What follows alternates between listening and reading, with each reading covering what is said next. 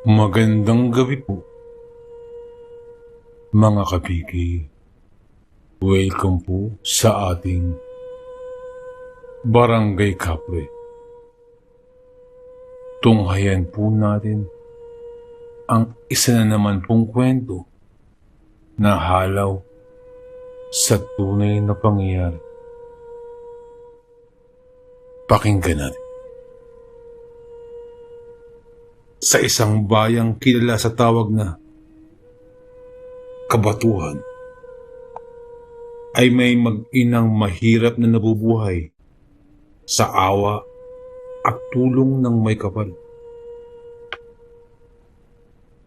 Ang inay mabuting magpasunod sa kanyang anak, kung kaya ang bata ay naging mabait at magalang. Ngunit atas ng masamang panahon ay nawalan ng tubig ang buong bayan. Natuyuan ng mga balon na siyang tanging pinagmumulan ng kanilang iniinuman at ginagamit sa pang-araw-araw. Iilang araw pa lamang ang lumilipas mula ng pagkawala ng tubig, ay marami na ang nagkasakit at nangamatay sa uhaw. Ang mabait na inay naratay din sa banig ng karamdaman dahil na rin sa matinding uhaw. Anak, ang sabi niya sa kanyang bunso, ihanap mo ako ng kahit na isang patak ng tubig, pagkat ako'y mamamatay na sa uhaw. Opo, ina, ang sagot ng masunuring bata, at noon din ay kinuha ang lumbo sa kanilang kusina at mabilis na nanaog. Kahit saan siya dumunog, ay wala siyang makuhang tubig. Bagkus pawang lagim pa nga ang kanyang nakikita.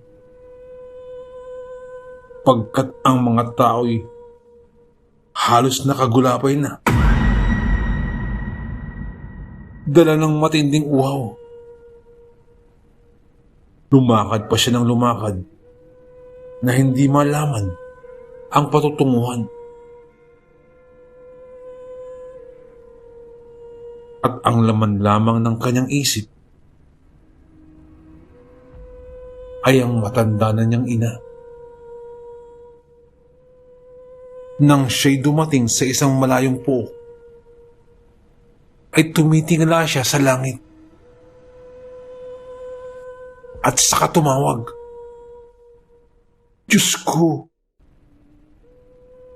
bigyan niyo po ako ng kaunting tubig upang may mainom ang aking ina.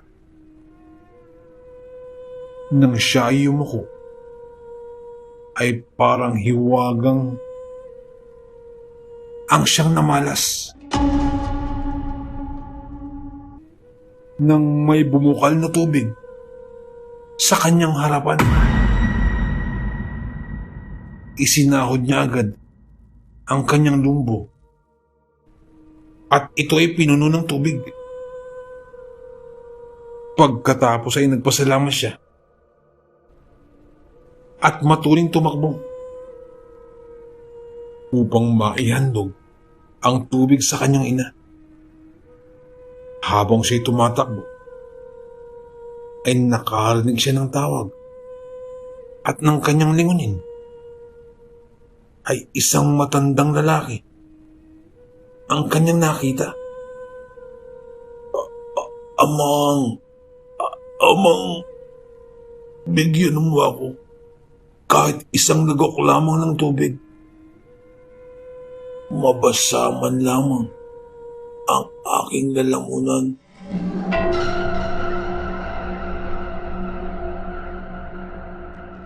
Ako'y uwaw na. At kahit na ang tubig na yun ay para sa kanyang ina, ay pinainom din niya ang matandang nagmamakaawa. Nagpasalamat naman ang matandang lalaki at sumigla at biglang lumakas ang katawan. Nagpatuloy siya ng paglakad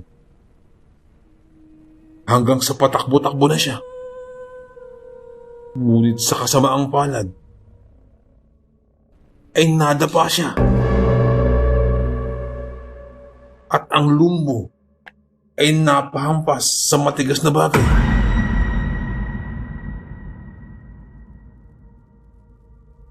Ang lumbo ay napahampas sa matigas na bato at nagkapira-piraso. At ang tubig ay sinipsip ng lupa. Naubos ang laman na tubig. Napaiyak ang bata sa nangyaring yun.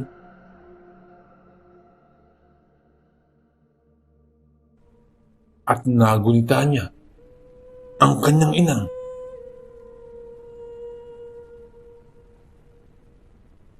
Kung kaya't tumingala na naman siya sa langit at humingi ng tubig. Naisip niya, pagkatapos na hukayin ang lupang kanyang kinatutungtungan, na siyang sumipsip na dala niyang tubig. Ngunit, gaano ang kanyang pagkamangha sa puong na yun, ay biglang nagkaroon ng balon at merong maraming tubig. Sa puok na yun ay bumalong ang maraming tubig at nagkaroon ng malaking balon. Samantala, nang siya ay muling tumingala upang magpasalamat, ay nakita niya naging parang mga bituing kahugis ng lumbo niyang nabasag ay matuling umaakyat sa langit. At naging parang mga bituing kahugis ng lumbo. Sa malaking tuwa ng bata, siya ay nagsisigaw at tinawag ang mga tao na noon din ay nagsipagdatingan na may daladalang mga sisidlan. Nagsinom sila at napawi ang kanilang uhaw.